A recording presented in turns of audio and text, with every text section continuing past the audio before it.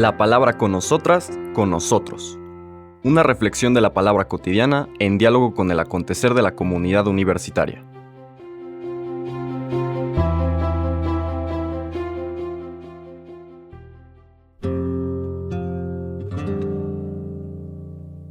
Hola, buenos días. Bienvenidas, bienvenidos a la palabra con nosotras, con nosotros.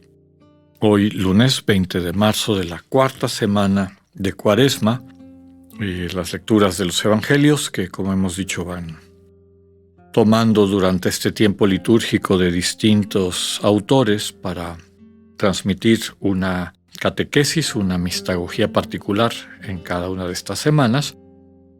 Hoy vamos a ver lecturas de Mateo y después de Juan. Solamente el día de hoy está la de Mateo como para ubicarnos en el contexto de lo que vendrá después.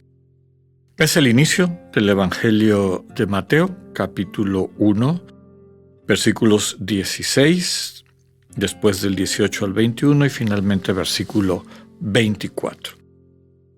Dice el texto: Jacob engendró a José, el esposo de María, de la cual nació Jesús, llamado Cristo. Cristo vino al mundo de la siguiente manera. Estando María su madre desposada con José y antes de que vivieran juntos, sucedió que ella, por obra del Espíritu Santo, estaba esperando un hijo. José, su esposo, que era hombre justo, no queriendo ponerla en evidencia, pensó dejarla en secreto. Mientras pensaba en estas cosas, un ángel del Señor le dijo en sueños: José, hijo de David, no dudes en recibir en tu casa a María tu esposa, porque ella ha concebido por obra del Espíritu Santo.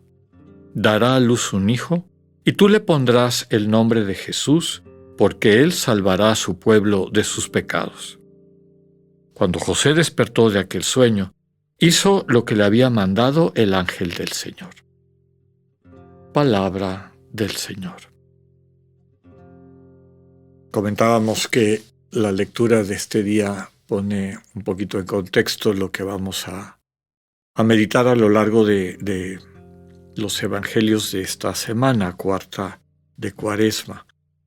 Vemos el final de la genealogía de Jesús. Recuerden que Mateo tiene una genealogía muy simbólica, 14 generaciones desde Abraham hasta David, 14 generaciones de David a la deportación, 14 generaciones de la deportación al regreso hasta el Señor Jesús, o sea, del regreso de la deportación hasta el nacimiento de Jesús. Y como el 14 en la numerología de Israel es el número de David, el cual se saca sumando las letras de su nombre, convertidas en números, y que todo eso quiere subrayar que el Señor Jesús es el heredero de David, por lo tanto en este linaje de la promesa eterna de Dios a David de que un descendiente suyo se sentará en el trono. Este Mesías que por un lado se posiciona dentro de este linaje, pero por otro lado rompe, podríamos decir, esas expectativas para subrayar que no es meramente un hijo biológico o descendiente biológico de David. Y ya hemos dicho en otras ocasiones que para el pueblo judío lo fundamental era la voluntad del padre que adoptaba o que le daba su nombre a sus hijos, más allá de este vínculo, podríamos decir hoy, genético o de sangre, ¿no? Recordemos la ley del levirato, que cuando un hermano mayor, que era el heredero de todo, moría sin descendencia, su siguiente hermano se tenía que casar con la viuda y los hijos que nacieran de ese segundo matrimonio no se consideraban hijos del hermano menor, sino del hermano mayor. Entonces, la visión judía en esta época de la pertenencia a un linaje, a una familia, a una secuencia de descendientes no era meramente biológica.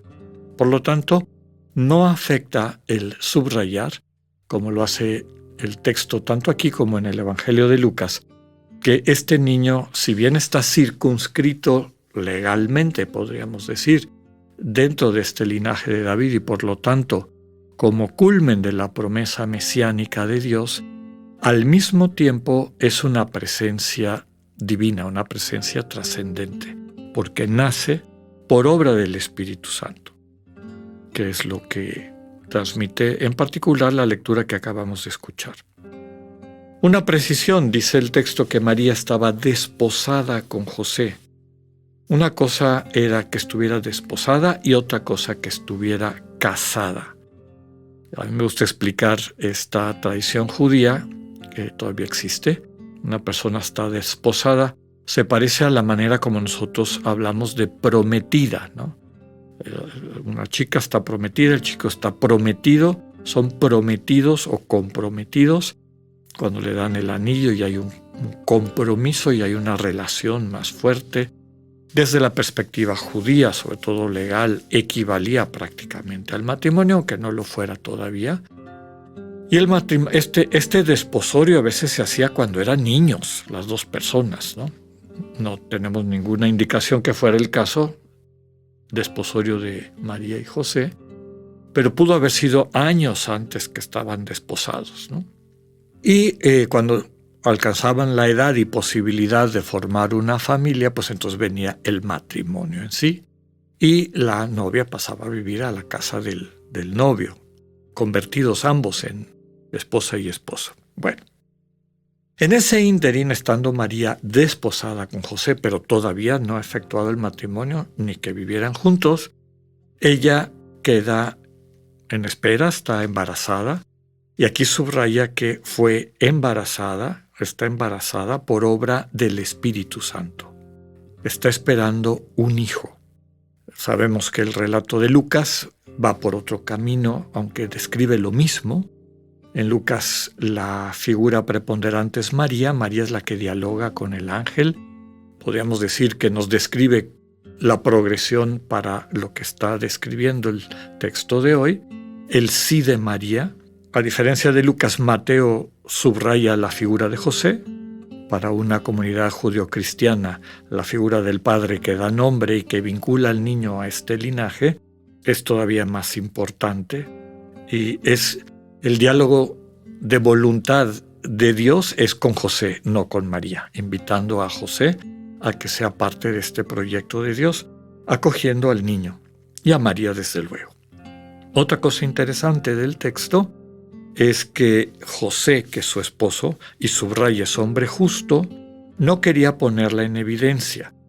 Ponerla en evidencia significaba denunciarla, lo cual se traducía en una ruptura de ese vínculo que podía tener consecuencias inclusive de muerte, ¿verdad? Era tomado como un adulterio prácticamente. No quiere un escándalo José, no quiere, pero tampoco es una persona que dice, bueno, pues no pasó nada. Subraya detrás de esto esta justicia de José, ¿no? Propia, digamos, de una moral propia del tiempo, de la ética, pero sobre todo de la moral judía de la época. Entonces, no es que no haya pasado nada, pero yo no quiero hacerte daño, quiero de una manera muy sencilla, como dice aquí, dejarla en secreto, ¿no? No cumplir ese compromiso de matrimonio eventualmente. Luego está esta comunicación de Dios con José a través de sueños. Sueño puede ser sueño totalmente dormido, que es como normalmente se interpreta, pero puede ser también un estado alterado de conciencia, un estado de oración profunda, un estado de duermevela, etcétera, ¿no? Lo que está subrayando es que cuando las defensas normales de la conciencia de una persona bajan, puede entrar la comunicación de Dios con mayor facilidad. Diríamos desde la perspectiva contemplativa, cuando la loca de la casa se calla, la mente desbocada guarda silencio, o cuando la conciencia deja de estar prendida a ella, surge la comunicación de Dios.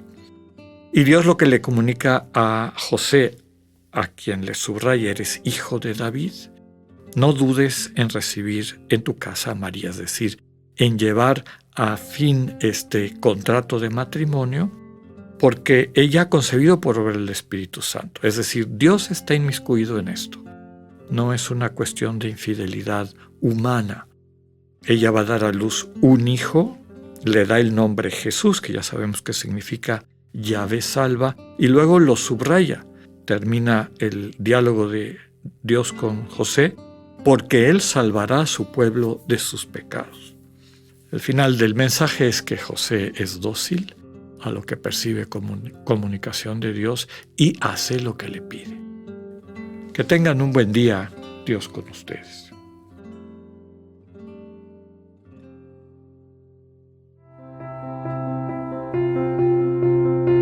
Acabamos de escuchar el mensaje del Padre Alexander Satirka.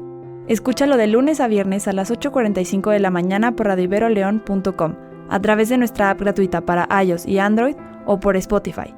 Esta es una producción de Radio Ibero León en colaboración con el ITESO, Universidad Jesuita de Guadalajara.